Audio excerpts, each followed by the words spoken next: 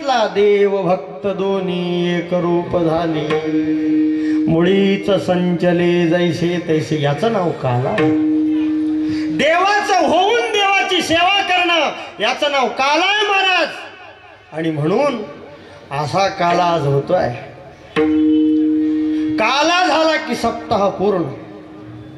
उद्या नाही, उद्या पाऱ्यावाले नाही, चहावाले नाही, मंडपवाले नाही, कीर्तनकार, आणि आले तरी त्याला पाकिट.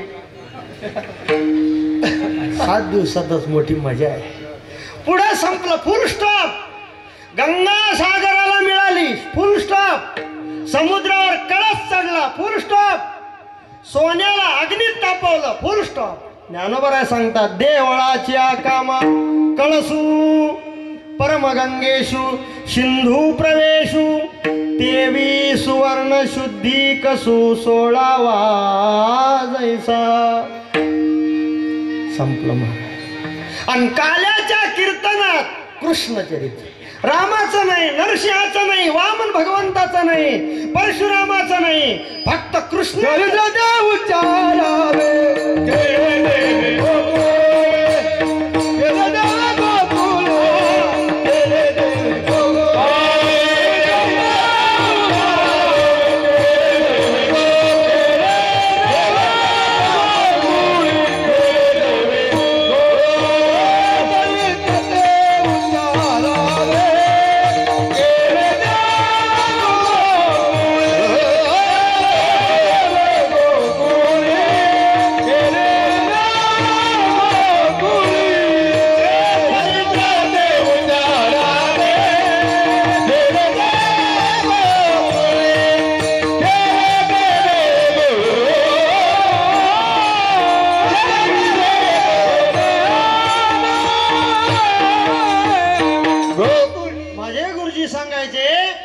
काल्यामध्ये कृष्ण चरित्र सांगावं याचं कारण आहे.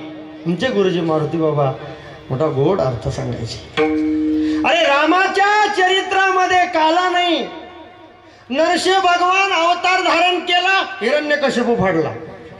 राम प्रभू सरळ सरळ, एक पत्नी, एक बाणी, एक वचनी, आदर्श राजा, आदर्श पती, आदर्श पुत्र, आदर्श शत्रू. काय काय सांगावं महाराज भगवंताचं. शत्रू रामासारखा, रावणाला सुद्धा स्वाभिमान आहे. ज्या वेळेला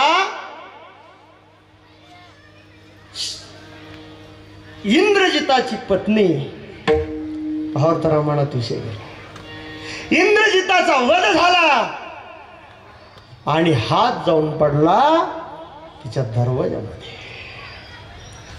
दरवाजात हात पडल्यावर अपशकुन होऊ लागला. देवघरातला दिवा विझला. क्षत्रियाची पत्नी होती, क्षात्राणी होती, पतिव्रता होती. तिनं त्या हाताला प्रार्थना केली, तू कोणाचा आहेस? हात जोडले. त्या हाताला बोलता येत नाही, पण निर्जीव अचेतन हात त्या हाताने लिहून दाखवलं, मी तुझा मालक आहे. ऐका मावल्या हो, हे सामर्थ्य कोणाचं आहे? हे सामर्थ्य आहे पतिव्रता स्त्रीचं. ज्या माऊलीच्या डोक्यावर पदर आहे, मालकासाठी कुंकू आहे, पायामध्ये जोडवे, हातामध्ये बांगडे, पायामध्ये चैन आहे, हे सगळं जिने शृंगार ज्या मालकासाठी घातले, मायबापाचं नाव सोडून त्याचं नाव आपल्या पुढे लावलं, मायबापाचं कुळ सोडलं आणि त्याचं कुळ आपल्या पुढे जोडलं, त्या माऊलीचा अधिकार इतका मोठा आहे. तुका म्हणे पतिव्रता तिची देवावरी सत्ता, तिची देवावरी सत्ता, तिची देवावरी. तुका म्हणे पतिव्रता तिची देवावरी सत्ता, तिची देवावरी सत्ता, तिची देवावरी सत्ता. हा पातिव्रत्याचा अधिकार त्या हातानं लिहिलं, मी तुझा मालक आहे. कमीत कमी अंत्यसंस्कार विधिवत व्हावा ही हिंदूंची संस्कृती आहे, परंतु मस्तक तर रामाकडे आहे. काय करायला पाहिजे? सासऱ्याकडे गेल्या, महाराज तुमच्या पुत्राचा वध झाला, मला अंत्यसंस्कार करू द्या. सुहासनी स्त्रीचं सगळं अलंकार अंगावर धारण करून सती जायची तयारी त्या माऊलीनं केली होती. का पती सोबत जायचं, पण मस्तक लागल का नाही, धड लागल का नाही. ऐका, रावणाला सांगितलं तुम्ही जा, रावणानं सांगितलं मी नाही जात, तू जा. त्यावेळेस ती स्त्री म्हटली, महाराज तुम्ही रामाची सीता पळवून आणलेली आहे, घनघोर युद्ध चालू आहे, आणि मी रामाकडे गेले तर कार्यक्रम सोपा होऊन जाईल. जशी तुम्ही सीता बंदी केली तसे राम प्रभू मला बंदीत ठेवील, नजर कैदेत ठेवील, आणि परिणामी तुम्हाला सीता सोडून द्यावं लागेल. ऐका, शत्रूचा असलेला विश्वास सांगतो. रावण म्हणला ऐक, राम असं मुळीच करणार.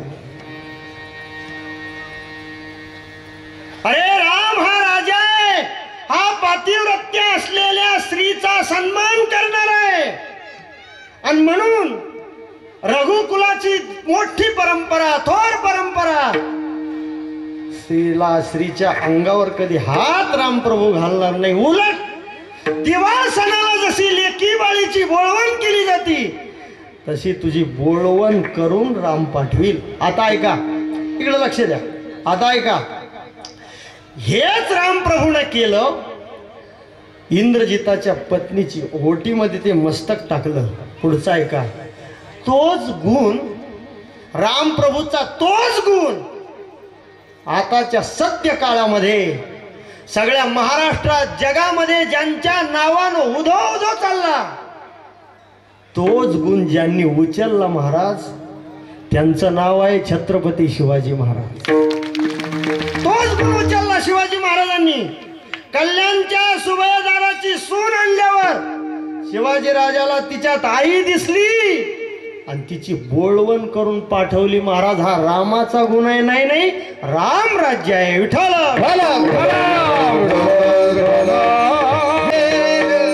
सगळीकडे मर्यादा. राम प्रभूला आई एक, कौशल्या माता. भगवान कृष्णाला माता दोन, देवकी यशोदा. राम प्रभूला एकच पत्नी, सीता माता. भगवान कृष्णाला 16,108. काय सांगा, एकाच गावात राज्य केलं. यानं 3-3 ठिकाणी दुकानं मांडली. पहिलं गोकुळात, वृंदावनात, तिथून उचललं मथुरेत, तिथून उचललं द्वारकेत. तिथंही जास्त काळ राहिले नाही, द्वारकेचा राणा. म्हणून कृष्ण चरित्र अद्भुत आहे. कृष्ण परमात्म्याच्या चरित्रात काला जन्माला आला म्हणून काल्यात कृष्ण चरित्र सांगा. विठ्ठल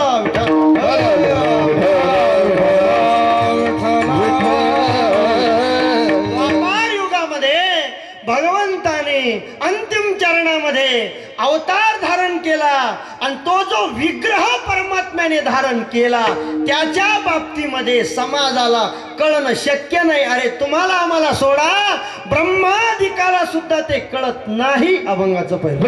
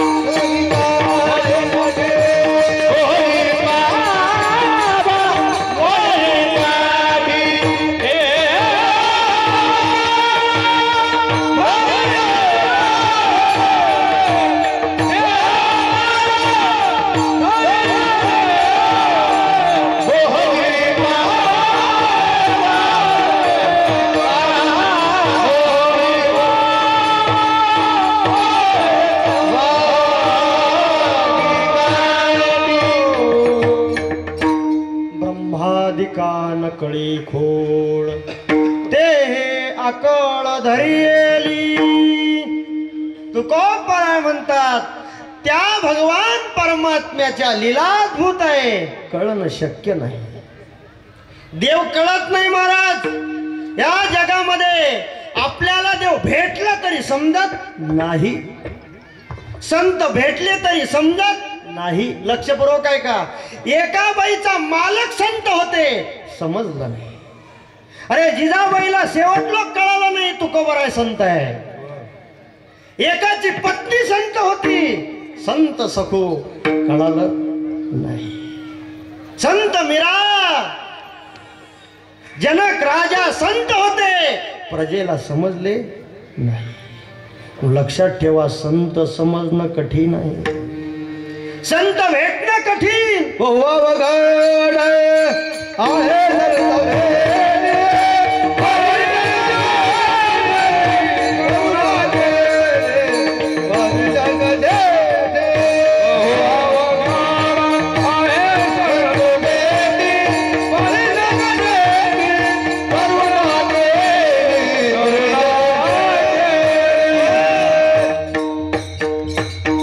तसा देव भेटणं कठीण. सोन्याचे पर्वत करविती पाषाण, अवघे रानो रान कल्पतरू, पर्या दुर्लभ विठोबाचे पाय. सोन्याचे डोंगर करता येईल, सोन्याची पर्वत करविती पाषाण, सोन्याचे दगड कर. बसा बसा बसा. पूजनीय महंत शांतीदासजी साहेब यांचं आगमन झालं.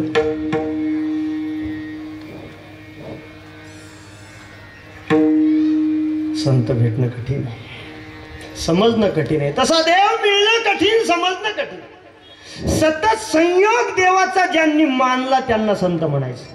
ते म्हणत नाही आमच्यापासून देव दूरा रे, सर्वं खलविदं ब्रह्म, सर्वत्र संपूर्ण गगन जैसे.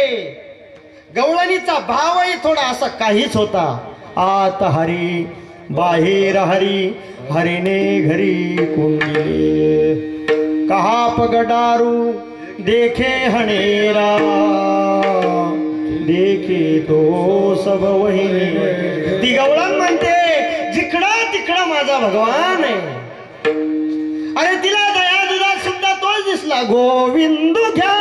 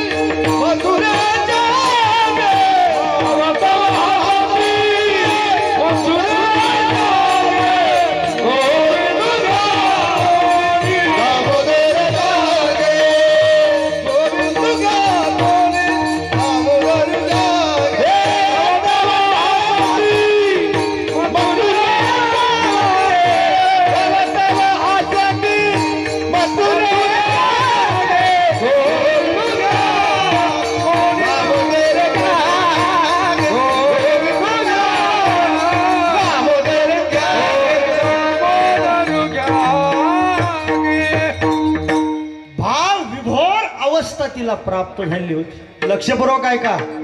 संसारात अधिक महत्व असतं तिला व्यवस्था म्हणतात, आणि परमार्थात अधिक महत्व असतं तिला अवस्था म्हणतात.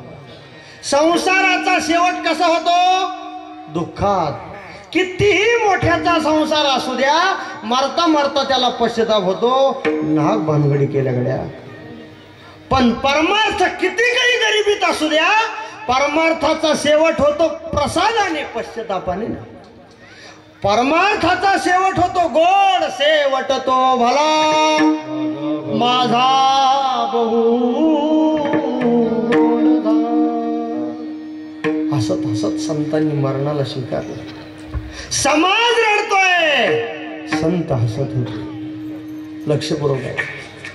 आपण रडतो मरताना, सारं घर बी रडत. मला असं वाटतं हे तरी बरं आहे जरसं. पण त्याच्या पुढचं असे मरणार रडतो आणि घरातली म्हणते कहून मरा नाही मरणं लवकर. सरपण गोळा केलं, वाजणाऱ्याला सांगितलं, डफड्यावाला आला, बांधणारे तर तयारच आहे, म्हणणारे तयार आहे, राम बोलो माणसं त्याच्या मरणानं जर समाधान मानत असेल तर काय म्हणलं पाहिजे हो. फार भयंकर आहे संस्था.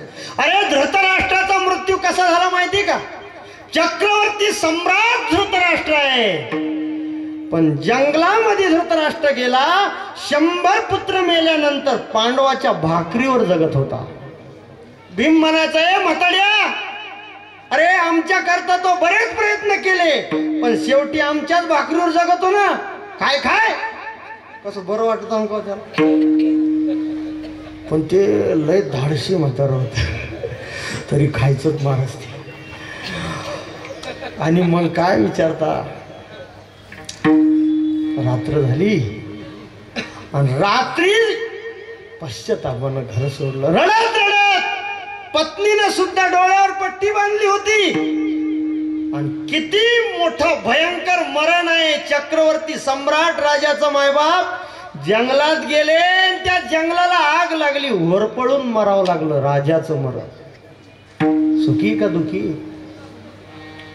चंदनाच्या लाकडात जाळणं म्हणजे मरण चांगलं होणं असं नाही. एकादशीला मरणं म्हणजे मरण चांगलं होणं असं नाही. अरे हसत हसत मरणं म्हणजे मरण चांगलं होतं. आपण मरावं आणि जगाच्या बापानं रडावं हे मरण आहे. ज्ञानोबाने समाधी घ्यायची ठरवली आणि साक्षात भगवान रडत आहे. रुक्मिणी माताच्या डोळ्याला पाणी आलं. धन्य धन्य धरा तळी जो या ते दृष्टी निहाळी, तो वाहत येईल टाळी वैकुंठ भुवनासी. देव म्हणती रुक्मिणी हा एकच योगी देखला नयनी, हेची ज्ञान संजीवनी जाण त्रैलोक्याची. सगळं सांगितलं, रुक्मिणी रडताय. ऐसे सांगत हरिसी प्रेम ओसंडले रुक्मिणीसी. म्हणे धन्य धन्य जयाचे कुशी ज्ञान देव जन्म. रुक्मिणी आई साहेब म्हणल्या धन्य ती माय का ज्ञानोपराय त्या माऊलीच्या पोटी जन्माला. लक्षात ठेवा मायबाप, हे मरण म्हणजे जीवनाचा खरा शेवट आहे. आणि परमार्थामध्ये हसत हसत शेवट होत असतो, गोड होत असतं. आणि परमार्थही गोड, सुरुवातही चांगली शेवटही चांगला, करतानाही आनंद, त्याचं नाव परमार्थ. विठ्ठल व्यवस्थेला महत्व नाही, कमी अधिक असेल, अवस्था काय गोपींची. पण बघा त्यांच्या परमार्थात लोक हसत होते त्यांच्यावर. नारदाला म्हणावं लागलं भक्ती जर पाहायची असेल तर यथा ब्रज गोपिका नाम. तुका मने हासे जन नाही कानते ठाई, नाही कान वा वा तुका म्हणे हासे जन, नाही कान ते ठाई, नाही कान ते ठाई. तुका मने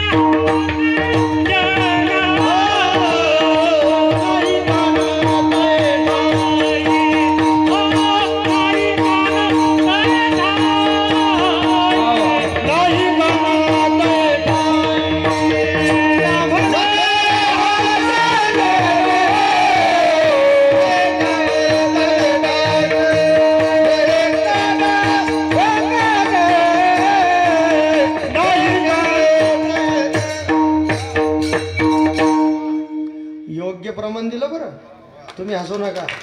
प्रमाण योग्य दिलं. माणूस दिसतो कसा याच्यापेक्षा ती मुरलेले आहे त्याच्यामध्ये. असो, दोन्ही वारकरी चाली म्हणल्या. पण ऐका काय म्हणले तुकोबर आहे, तुका म्हणे असे. त्या गोपिकाला लोक हसत होते ना, त्यातला भाव ऐका, हसत होते ना, त्या हसणाऱ्याला वाटतंय आपण हसत होतो, पण त्याला वाटत नव्हतं का हे आपल्याला हसताय म्हणून. आता ऐका, समोरचा आपल्याला हसतोय हे हसणाऱ्याला वाटत असेल, पण ज्याच्यावर हसतो त्याला जर वाटत नसेल तर हसणाराच बेजार होईल. वाटणार वाट नाही महाराज, तो अरे काय खरंय, अरे तू म्हण काय खरंय, पण त्याला काही वाटणार नाही, प्रतिक्रियाच नाही. म्हणजे ते रस्त्याच्या दगडासारखे का नाही, पण भक्ताचं लक्षण आहे. मुळवत वद्वा पीच बाल वद्वा, मुळासारखाही असू शकतो, बालकासारखा सुद्धा असू शकतो, पिशाच्या सारखा सुद्धा असू शकतो. भक्तीमध्ये 10 अवस्था प्राप्त होतात. प्रलाप करतो तो भक्त, देवाच्या भक्तीत जागतो, उन्माद करतो, मलिनता प्राप्त होते, मलिनांगतः. अहो, ह्या सगळ्या अवस्था गोपिकांना प्राप्त झाल्या होत्या. त्यांना भान नव्हतं लोक हसते म्हणून. काय म्हणा, देव ज्यावेळेस गोकुळात जन्माला आले त्यावेळेस सगळ्या यायला लागल्या, अनेक लोक बघायला येऊ लागले. आपलं कीर्तन असं धावत धावत असेल पण वेळेत सुटेल. तुम्ही चिंता करू, कढी तयार आहे, भात तयार आहे, बसाच्या जागेवर रांगोळी सुद्धा तयार आहे. सगळ्या गणोरीकरांना 2 दिवस अगोदर सगळं तयार केलं, म्हणजे स्वयंपाक शिळा आहे असं हे बाकीचं आधी तयार केलं. बसायची जागा, पत्रावळ्या, सगळं स्वच्छता. माता मावल्या, पुरुष मंडळी, स्वयंपाक ताजा आहे, खाणारे सुद्धा उपाशी आहे याची जाणीव मला आहे. कारण कढी मोठी प्रसिद्ध आहे बाबाची असं सांगतात. लगेच जर कळालं आणि लोक म्हणतायत घरातली आता म्हाताऱ्याचा भरोसा, त्याला जर बाबाच्या भांडऱ्यातली ग्लासभर कढी पाजली तर पुन्हा पुढच्या भांडऱ्या.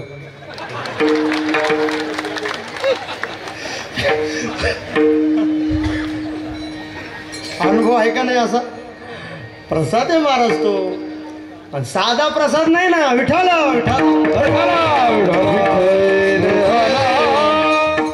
ऐका, सगळे यायचे. नंद बाबाला खूप दिवसानं मूल झालं होतं महाराज. आणि नंद बाबा म्हणजे मोठ्या अंतःकरणाचे मोठे माणसं होते.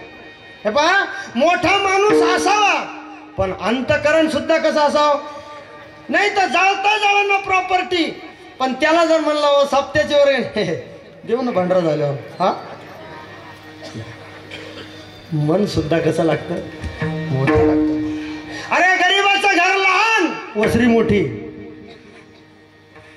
श्रीमंताचा बंगला मोठा, वसरीचा पत्ताच मोठा. आता तुमच्याकडे भरपूर वसरी आहे तिथं. ऐका, वसरी असावी. हे अंतःकरण मोठा असण्याचं लक्षण, बाकी काही नाही. जो यायचा त्याला जे लागल ते मर्जीप्रमाणे, स्वइच्छा सांगा किती दाक्षाला लागत होत द्याला, काहीच नाही. मोठे होते. एक गोपी ठरवून आली होती, म्हणजे त्याच्या संग नव्हता ठराव केला तिनं, पण तिच्या मनात ठरवलं होतं आपल्याला हे मागायचं, दारिद्र्य पळून जाईल. आणि आली महाराज. यशोदा मैयाच्या मांडीवर जगताचं सुख, जगाचं सुख होतं, ब्रह्मांडाचं सुख यशोदा मैयाच्या मांडीवर भगवान आहे. आणि मागायला आली ती. कशाला आली? मागायला. आणि तिने त्या बालकृष्णाला पाहिलं. पाहता पाहता सुद्धा ती घरचं तिच्या ध्यानात होतं, हे मागायचं हे मागायचं. पण पाहिलं, पण पाहिल्याचा परिणाम असा झाला, यशोदा म्हणली काय पाहिजे तुला? तिनं काय म्हणावं, जे ठरून आली ते मागावं का नाही. ती म्हणली यशोदा मैया मला काहीच नको, मला तुझ्या मांडीवरचा लाला दे.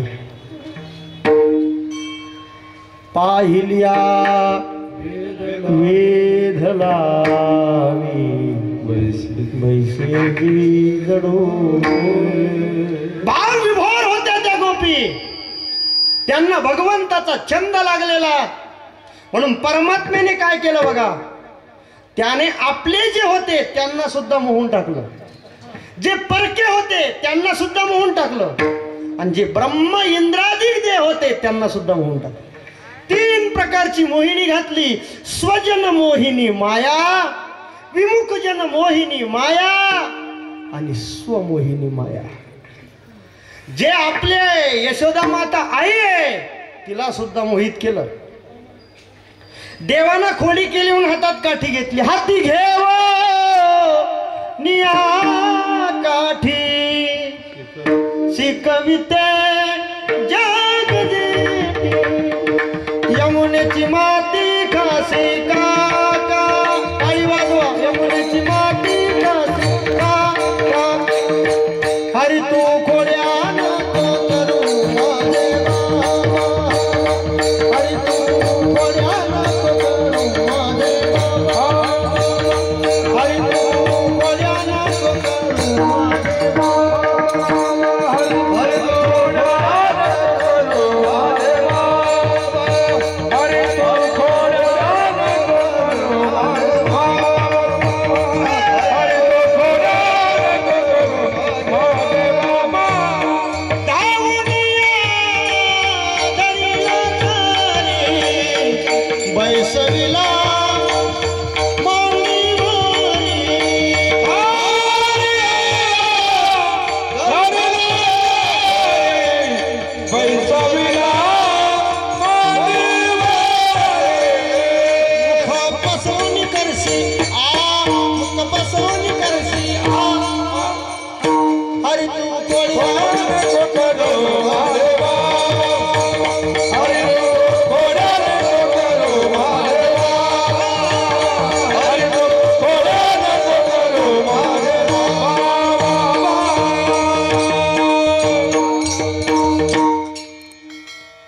देवानं माती खाल्ली.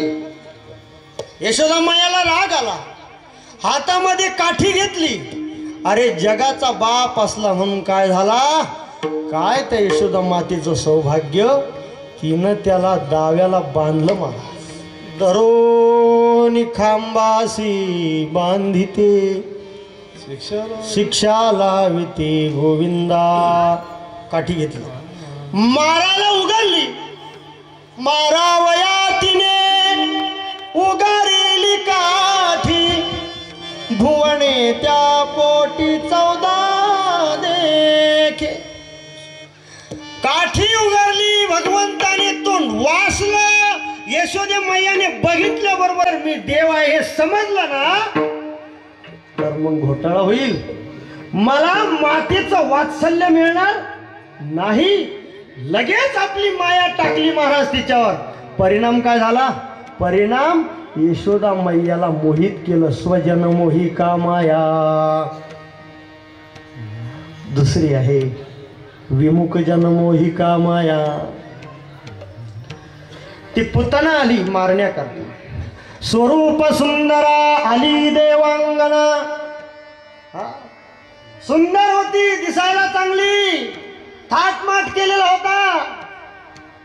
गळ्यामध्ये पुतळ्या, डोरलं, साकड्या, पैंजण, कमरेला कंबरपटा, नाकात नथ घालोनी. तुमच्या नाकात काही दिसन आहे, पण संदुकात आहे महाराज. आम्ही इकडं आलो, जरा जपून संदुकाळातलं गबाळ जपून ठेवा. इथं एकाचं गबाळ घ्या, जपून जपून ऐका. असा शृंगार करून आली ती. कोण, पुतना. भगवंताला मांडीवर घेतलं, सगळं सांगत नाही विस्ताराने. ती मारायला आली. ज्ञानोबराय सांगतात, तुआ संकाधिक विषारी स्तनपान घेऊन आली. देवाला विष पाजण्यासाठी आली, पण बघायला लागल्यावर विसरून गेली. विमुख जन मोही का माया. एवढ्यावर थांबला नाही, भगवंताला स्वतःच्या सौंदर्याने स्वतःच भगवंत मोहित झाला. एके दिवशी भगवान आपली छबी पाहिली भगवंताने कशामध्ये? पाण्यात. देवानं आपली छबी पाण्यात पाहिल्यावर देवच विसरून गेला का मी कोण आहे म्हणून. म्हणजे त्याच्या सौंदर्याला जर तो भुलत असेल, मला असं वाटतं आपण आपल्या सौंदर्यावर नाराज आहोत. तुम्ही म्हणता कस काय? तुम्ही जर तुमच्या सौंदर्यावर खुश असते तर तुम्ही वंगण कशाला लावला केसाला? हा, आपण खुश नाही. केसाला आपण काळं करतो, नाराज आहोत आपण आपल्या सौंदर्यावर. भगवंताचं सौंदर्य प्रोडक्टवर दुसऱ्या गोष्टीवर अवलंबून नव्हतं. स्वरूपभूत देव सुंदर होता. चांगला हो हरी, बरवा हो हरी. ऐका मायबाप तो. आणि म्हणून स्वमोहिका माया, याच मायेनं त्याने ब्रह्मदेवाला सुद्धा भुलवलं. ब्रह्मदेवाने काय केलं? हे सगळे जे आपण आहोत, आपणा सगळ्यांना प्रसवणारा ब्रह्मदेव आहे. सगळ्यांचं शरीर त्याने निर्माण केलं. म्हणून निर्मितीचं खातं ब्रह्मदेवाकडे आहे. असा ब्रह्मदेव एकासारखा दुसरा नाही, दुसऱ्यासारखा तिसरा नाही.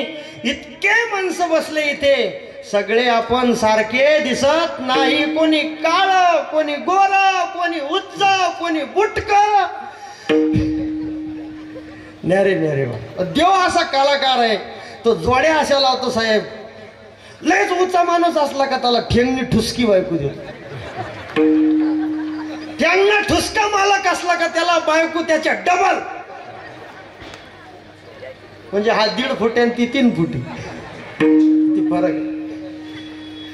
एखादा गोरा गोमटा असला का त्याला काळी सावळी. एखादा जादा हुशार असला का त्याला अशी धीरे धीरे बजाना अशी मुरली.